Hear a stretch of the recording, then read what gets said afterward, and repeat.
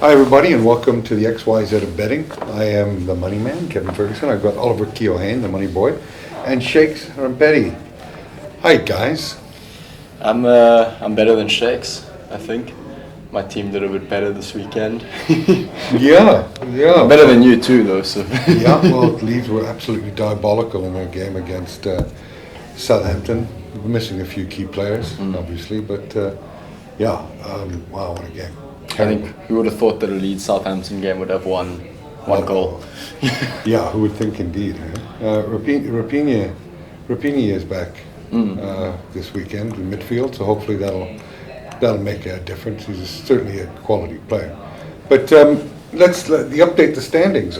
Shakes and I are on 20 correct selections, and you're on 18. You gained one, and I pulled neck and neck with the Shakester. Yeah. Slowly creeping up. Yeah, so let's get straight into it. This week, another 10 games. First game up Friday night, Arsenal versus Aston Villa. Shakes, you want to take us away with that? Take it away, Shaky.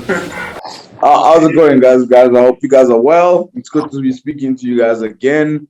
Interesting game to start off with. I thought there was a lot of thoughts you had as an Arsenal fan, of course, watching Arsenal against Crystal Palace, and Patrick Vieira's tactics were absolutely spot on. I actually thought he was the former Arsenal captain that schooled the other Arsenal captain, Arteta. And I think it's another home game. It's a game that Arsenal probably can't afford to drop points. And I think also Aston Villa does look a little bit vulnerable. I mean, they led 2-0 against Wolves last weekend, and they still ended up losing the game. So I think the vulnerability might just continue this weekend, and I think I'm going to go with Arsenal 2-1 win. Yeah, Arsenal have looked pretty good over the last 5 games, even despite the draw with Crystal Palace. For me, Crystal Palace are on a bad side. You know, they're trending upwards, and Vieira seems to be getting a lot out of that group of players. And Arsenal showed a bit of fortitude to come back and get something in that match. So I think in the last 5 games they've taken 11 out of a possible 15 points, which is not bad. I also like Arsenal. I think you're right. Aston Villa have some definite leaks at the back, and that's where their game's letting them down. I see a few goals in this game, and I agree with you, Shakes. 2-1 for me, Arsenal to beat Aston Villa at home. Yep, all in agreement there. Yeah. 2-1. 2-1. Well, there's no point in going into that then. Yeah. We all say 2-1 Arsenal over Aston Villa. We've got David versus Goliath in the next match. Chelsea versus Norwich. Norwich surprised me by getting a point last week. I think it was against Brighton, wasn't it? Yeah. The big 0-0. Yeah. To me, Norwich just don't look like they can compete at this level of football. No.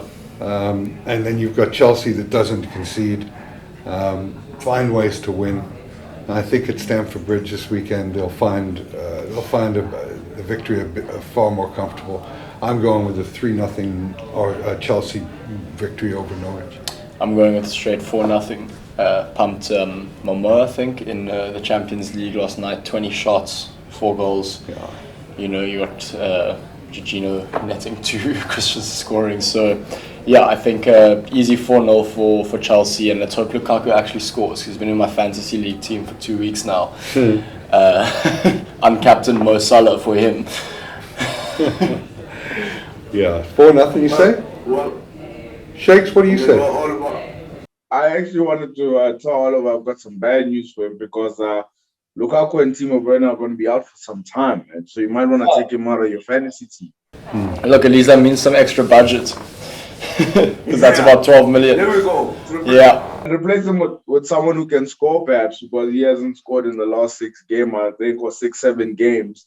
But yeah, they go up against Norwich. I think even from Lukaku and Werner not being part of the team, I still think they're going to be too much for Norwich as well. I won't say 4-0. Maybe 4-0 might be too high, but I definitely do think let's go with I'm going to go 2-0. So 2-0, 3-0, and 4-0. Yeah, right? What about Palace versus Newcastle. You know, Newcastle, all this hope, and when we just touched on this last week, is that, yeah, great, they've got new owners, but the transfer window doesn't open up for a while. Yeah. They've gotten rid of Steve Bruce yesterday, but we knew that was going to happen. I don't think he was gotten rid of for the reasons that I suggested with his bad hair, but you know, it could have been any number of reasons, but he just didn't fit into that. Did you see the post-match when journalists said, you said there's some areas that need addressing, will you be the one addressing those areas? No, I did. You know, that's not up to me, I'll be going to work on Monday just the same as... Yeah. It's always a prickish question that journalists pose, but I guess that they have to do their jobs. For me, the John Joe Shelby suspended for Newcastle, which is a bit of a problem. And for me, Palace are just taking shape and they're going in the right direction. Yeah. And no amount of optimism over Arab money is going to change the outcome of this result. I like Palace to win this game 2-1. Yeah, I like potentially even a 3-1 to Palace. Yeah, no, interesting one. You don't know which Newcastle is going to turn up because now the assistant has taken over. So you don't know whether they're going to change play or the fortunes are going to change. But like you guys said, the squad is still not a great squad, and the transfer window doesn't open after some time. I've seen Crystal Palace play. I saw them play against Spurs. I saw them come back from 2-0 behind to West Ham, and I saw them nearly beat my beloved Arsenal. I think they get a win, and I think they 2-1. So I think also as well I would say Crystal Palace 2-0 perhaps. Okay, geez, we're in agreement so much. The first three we're all in agreement. Next up we got Everton versus Watford. Now Watford hasn't been a good side this year. You know, they've struggled. They got hammered by Liverpool 5-0. Could have been worse. And then you've got Everton. Now the problem for this game with Everton is you've got Calvert-Lewin, you've got Richarlison, you've got Sigurdsson, Delph, Gomez, all out, which is a big chunk of talent to be out of a side. Now Everton without those guys probably thrashed Watford 2-3-0, but with those guys out, I'm looking at an Everton 1-1 draw for Watford. I was actually to be in agreement again. Oh my God. Everton have not looked, the same sort of side that posed threats last year, and it's understandable, like you said, with all the injuries, and the guys that aren't playing. So I think it's almost don't be fooled by the Everton badge against Watford when you look at the team sheet that's coming out. Not since a snowflake was self-flagellating in front of me have I agreed with them with the snowflake so much. So. Wow, one all for both of us. What say ye, Shakes?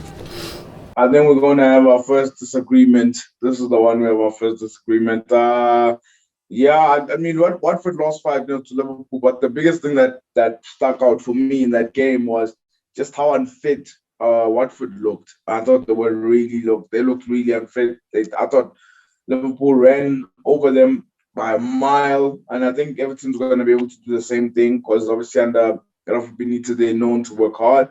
So I say Everton wins this one 2-0. Okay, well, we can always disagree.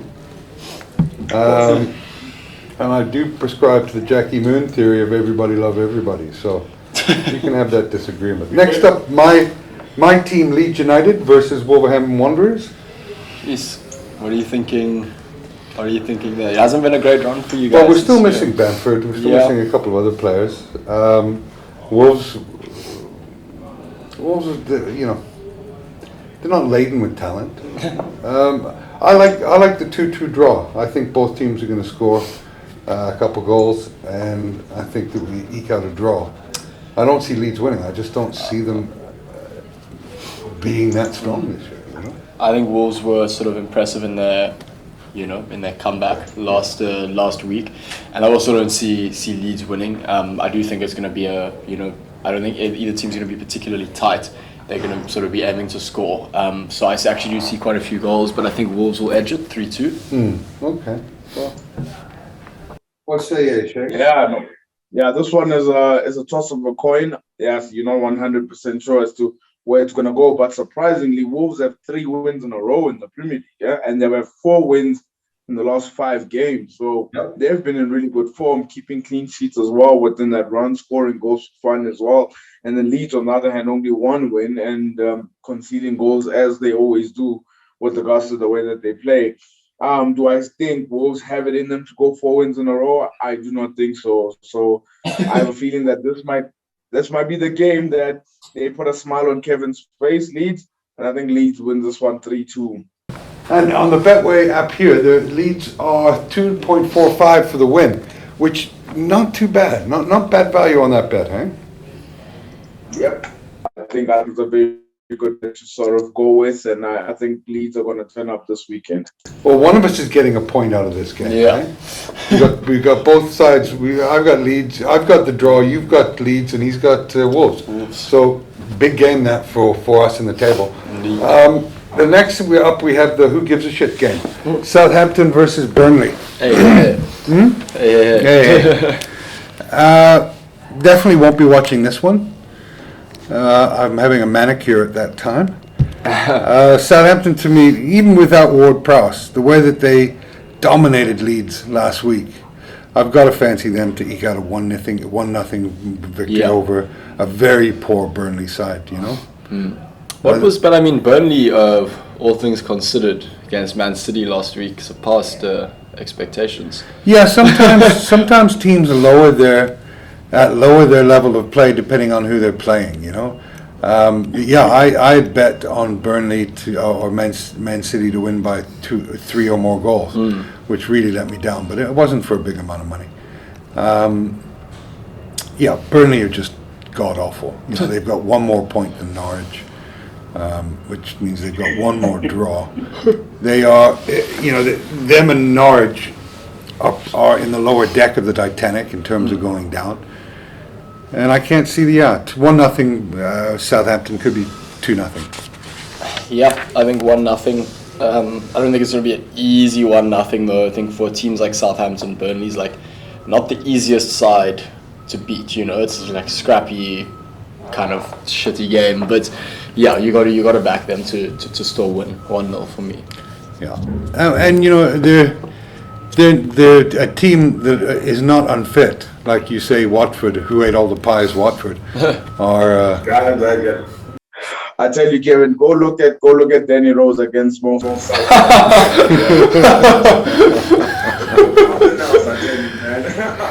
Maybe Danny Rose, the figurehead of Watford. Maybe he didn't want to lose his Snickers bar that was in his pocket, you know? I thought it was the lunch bar. But yeah, it's this one's an interesting game. I think also me, I'm not sure if I'll be watching necessarily this game as well. I'll try to keep up with it in terms of what's going on. I can't believe how bad Burnley have been this season. Wow. I think it will be a draw this one. Based on what I've seen from both teams, I think I'm gonna go with a 1-1 draw. Okay. Next up, we have Brighton at home to Man City. Potential banana skin for Man City? You guys think so? Yes. No, a potential. I mean, you know, it's they didn't exactly crown themselves in glory over Burnley, and that was at home. Now they're going up the coast to Brighton. I still think Brighton are going to lose 2-0 in my prediction, but potentially. It is definitely one of those games that it's like you've got to be cautioned against if you're a side like Man City. But I just think, you know, they're just too class. Like if you watch them against Club Brugge, you know, it took them apart.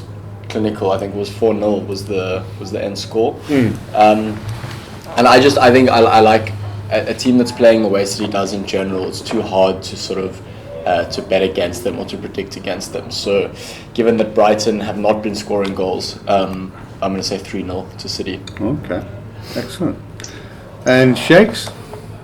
Yeah, I think interesting that you say that it could be a potential banana skin. I do agree with that. If anyone who does remember, Brighton actually beat Manchester City last season in this fixture.